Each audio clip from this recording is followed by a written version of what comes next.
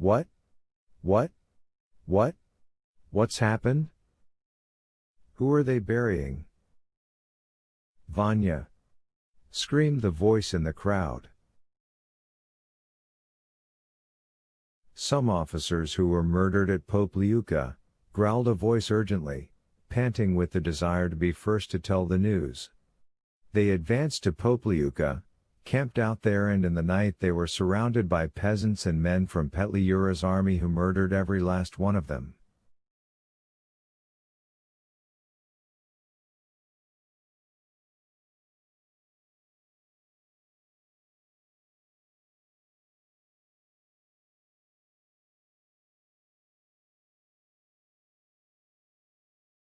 Every last one. They gouged out their eyes, carved their badges of rank into the skin of their shoulders with knives.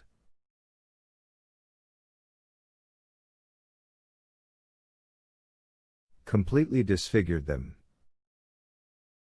Was that what happened? God! Ensign Korovin.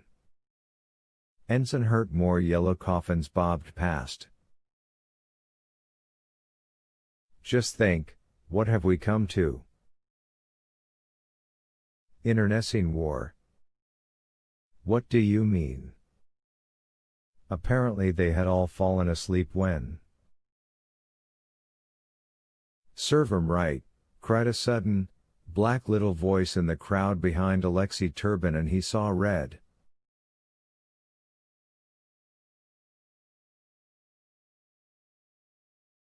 There was a melee of faces and hats. Turbin stretched out his arms like two claws, thrust them between the necks of two bystanders, and grabbed the black overcoat sleeve that belonged to the voice.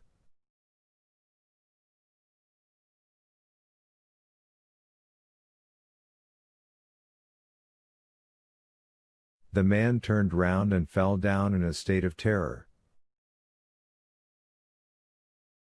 What did you say? Hissed Turbin, and immediately relaxed his grip.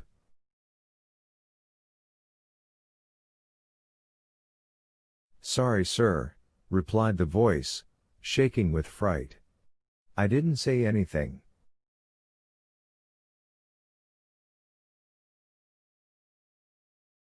I didn't open my mouth. What's the matter? The voice trembled. The man's duck-like nose paled, and Turbin realized at once that he had made a mistake and had grabbed the wrong man.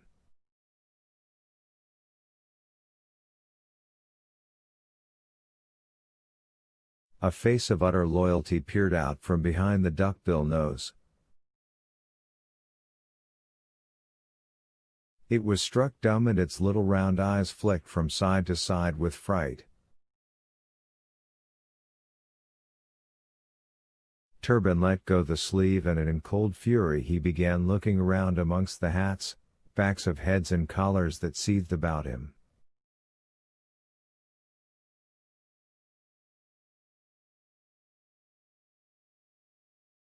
He kept his left hand ready to grab anything within reach, whilst keeping his right hand on the butt of the revolver in his pocket.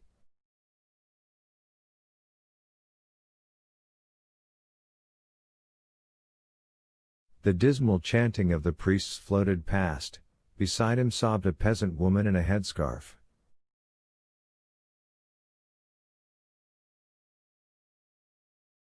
There was no one to seize now. The voice seemed to have been swallowed up by the earth.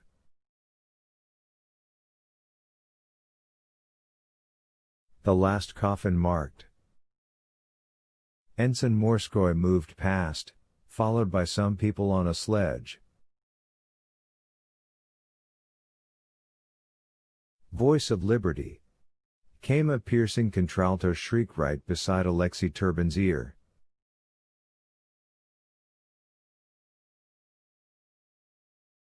Senseless with rage, he pulled the crumpled newspaper out of his pocket and twice rammed it into the boy's face, grinding his teeth and saying as he did so,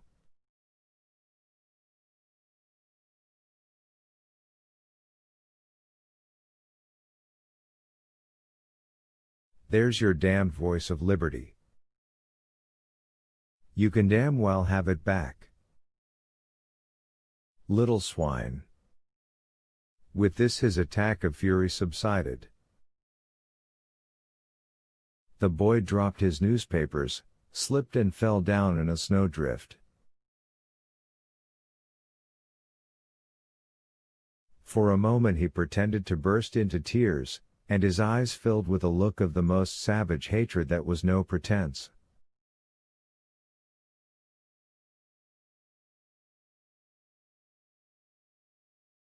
What's the matter with you? Who do you think you are, mister? What have I done? He sniveled, trying to cry and stumbling to his feet in the snow.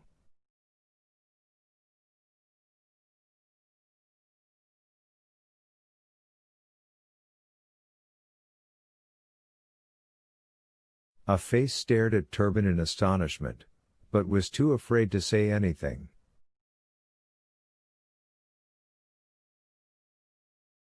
Feeling stupid, confused and ashamed, Turban hunched his head into his shoulders and, turning sharply, ran past a lamppost, past the circular white walls of the gigantic museum building, past some holes in the ground full of snow-covered bricks and towards the huge asphalt square in front of the Alexander I High School.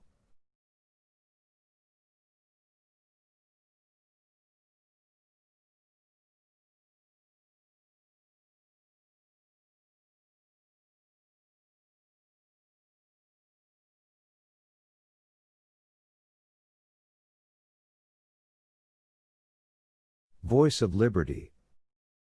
Paper! Paper! Came the cry from the street.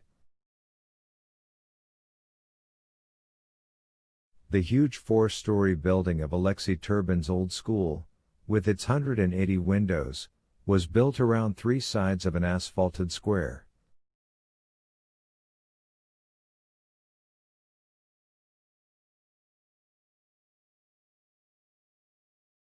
He had spent 8 years there.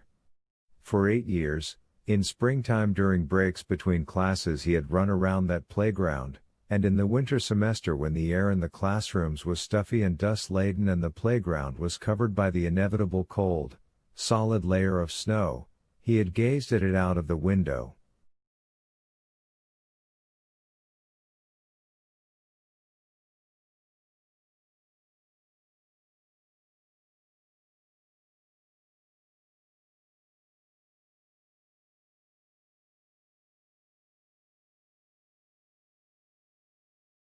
For 8 years that brick-and-mortar foster mother had raised and educated Alexei Turban and his 2 younger friends, Karas and Myshlaevsky.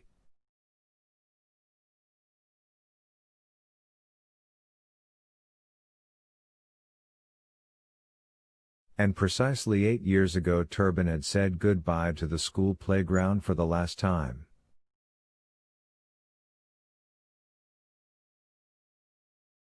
A spasm of something like fear snatched at his heart. He had a sudden feeling that a black cloud had blotted out the sky, that a kind of hurricane had blown up and carried away all of life as he knew it, just as a monster wave will sweep away a jetty.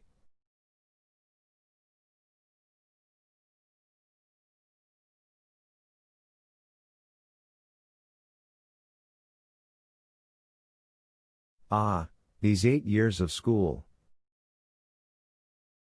There had been much in them that as a boy he had felt to be dreary, pointless and unpleasant, but there had also been a lot of sheer fun.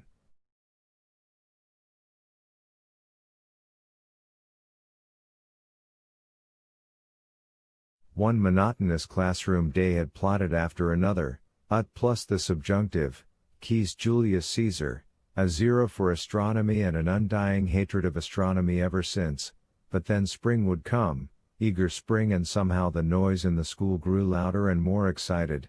The high school girls would be out in their green pinafores on the avenue, May and chestnut blossom, and above all the constant beacon ahead, the university, in other words, freedom. Do you realize what the university means?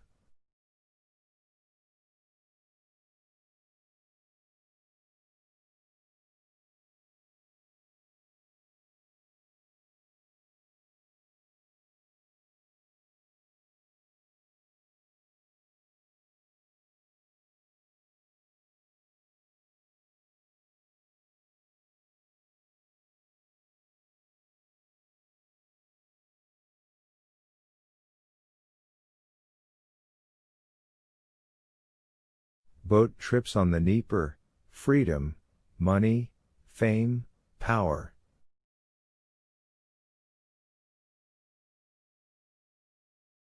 And now he had been through it all.